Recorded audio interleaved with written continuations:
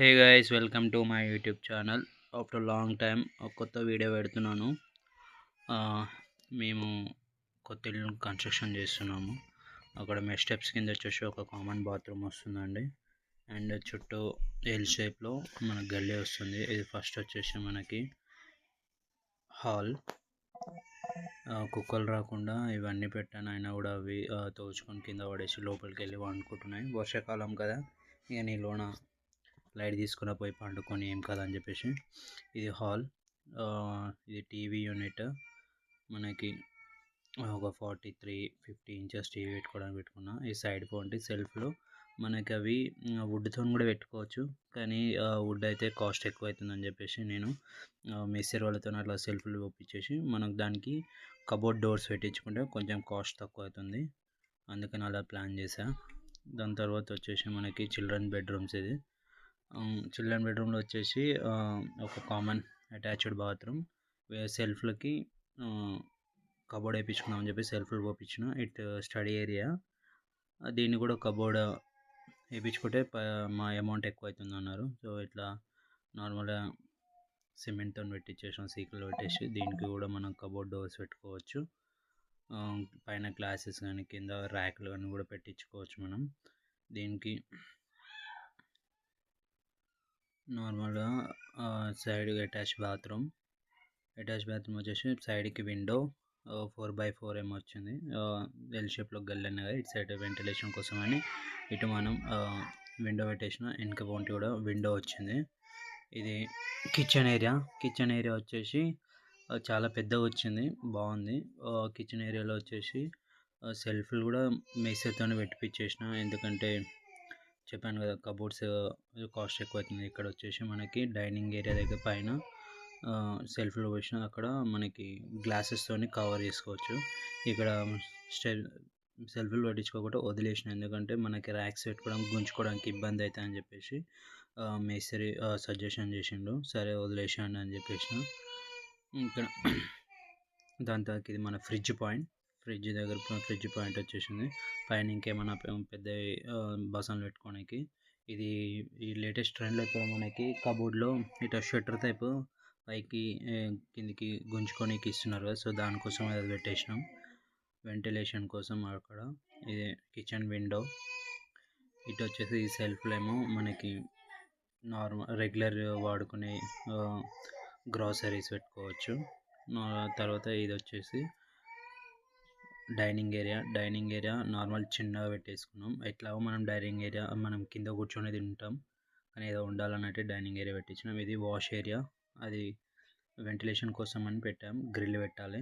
ఇది wash area, పెద్ద పెద్ద బాసనలు తోముకోనికి. ప్లస్ ఇక్కడ గ్రాసరీ సోప్స్ కానీ అవి పెట్టుకోవడానికి కానీ సెల్ఫ్లు పెట్టించా.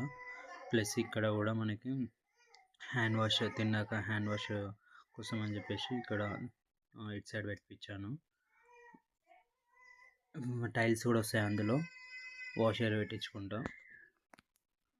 అక్కడ రో రూఫ్, మన కిచెన్లో మనం నార్మల్గా సబ్జా పైన వేస్తుంటాం, అట్లా కాకుండా రో రూఫ్ పెద్ద పెద్ద బాసనలను నల్ల పడేయచ్చు. ఇది వచ్చేసి హాల్కి కిచెన్కి వెళ్ళే డిజైన్, పాతది కానీ మాకు నచ్చిందని చెప్పేసి పెట్టించుకున్నాం. ఫస్ట్ కబోర్డ్స్ అని ప్లాన్ చేసాం, వద్దులే అని చెప్పేసి వాళ్ళు చేస్తా అన్నారు మేస్త్రి వాళ్ళు, సో అట్లనే వాళ్ళతోనే చేయించాం. ఇది మాస్టర్ బెడ్రూమ్. ఇది బీరువా మెజర్మెంట్స్ తీసుకొని మరి పెట్టించాం. తర్వాత మాది బీరువా చాలా పెద్దగా ఉంటుంది, మెజర్మెంట్ తీసుకొచ్చి అట్లా స్పేస్ వదిలిపించి ఇక్కడ మళ్ళీ సెల్ఫ్లు పోపించాను అనమాట. ఇక్కడ కూడా కబోర్డ్స్ డోర్తో ప్లాన్ చేస్తున్నాం. ఇది అటాచ్డ్ బాత్రూమ్ మాస్టర్ బెడ్రూమ్ కోసం. దీంట్లో ప్రతిదీ మేమే డిజైన్ దగ్గరుండి మాకు కావాల్సినట్టు మేము స్పేస్ అని ఏదైనా కానీ చేసి మరి మేమే డిసిజన్ తీసుకొని చేయించుకున్నాం. ఇది దానికి విండో వెంటిలేషన్ కోసం ఎల్ షేప్లో గల్లీ వస్తుంది అన్నాముగా, అక్కడ నుంచి మంచిగా వెంటిలేషన్ వస్తుందని చెప్పేసి 4x4 విండో పెట్టారు. దాని తర్వాత ఇప్పుడు ఇంజనీర్ ఇచ్చిన ప్లాన్ ఒకటి ఉండే, మేము చిన్నగా వస్తున్నాయని చెప్పేసి బెడ్రూమ్స్ మేమే పెద్దగా చేయించుకున్నాం. ఇక్కడ ఫాల్ సీలింగ్ కూడా స్టార్ట్ అయిపోయింది, మొత్తం పట్టీలను కొట్టించుకున్నారు. హాల్లో 2 బెడ్రూమ్స్లో ఇంకా పైన రూమ్లో కూడా ఫాల్ సీలింగ్ పెట్టించుకుంటున్నాం. ఇక్కడ డైనింగ్ ఏరియా ఇంకా కిచెన్లో వాష్ ఏరియాలో వద్దని చెప్పాము. దీనికి కాస్ట్ వచ్చేసి అరౌండ్ 40,000 అడిగిండు. ఇది బోర్ పాయింట్. మాకు 80 ఫీట్లోనే బోర్ వచ్చేసింది. ఇది మాది వచ్చేసి జీ సింగిల్ ఫ్లోరు. దీనికి మనకి వాటర్ పడకుండా అని చెప్పేసి పైకి కట్టించేసుకొని రేకులు పెట్టేసుకున్నాం. మెయిన్ ఈ ఎలివేషన్ కోసం ఇక్కడ ముందు సైడ్ మనకి బరువు ఎక్కువ ఉండకూడదు అంటే సో ప్లాన్ చేసి మళ్ళీ వెనకాల పైన ఒక సింగిల్ రూమ్ వేసాం. సింగిల్ రూము మనకి ఇట్లా రిలేటివ్స్ ఎవరైనా వచ్చినప్పుడు పడుకోవడానికి మంచిగా ఉంటుంది, కంఫర్టబుల్ ఫీల్ అవుతారని చెప్పేసి. లేకపోతే నేనే వర్క్ ఫ్రమ్ హోమ్ కదా, నేను వర్క్ చేసుకుంటూ ఉండొచ్చు పిల్లలతో లొల్లి లేకుండా. ఇది కూడా స్పేస్ మంచిగా వచ్చింది. ఇది వచ్చేసి పైకి రేకేసి మనం పెట్టించాం. దీనికి ప్లస్ వాష్ ఏరియా కూడా పెట్టాం. మళ్ళీ కిందికి బాత్రూమ్ కోసం ఏం అవసరం అని చెప్పేసి అక్కడ పైననే ఒకటి బాత్రూమ్ కట్టించేసాం. ఇది పర్గోలా మనకి డిజైన్ కోసం అని పెట్టాం. మా పక్క బాగుంటే పెద్ద బిల్డింగ్ పైన ఇంకా వాటర్ ట్యాంక్ కోసం పైన కూడా కట్టేసాం రైలింగ్. ఇంకా డిజైన్ ప్రతిదీ నేను మా వైఫ్ సెలెక్షన్ చేసుకొని మరీ ఇచ్చాము. యాక్చువల్లీ సింగిల్ ఫ్లోర్ అంటే చాలా గలీజ్గా ఉంటుందని చెప్పేసి డిజైన్ ఫస్ట్ స్టెప్స్ వచ్చేసి సైడ్ పాయింట్ ఇచ్చారు. మనకి డిజైన్ ముందు ఏం రాదు అని చెప్తే మళ్ళీ చేంజ్ చేపించేసి డిజైన్ కోసం అని చెప్పేసి ముందర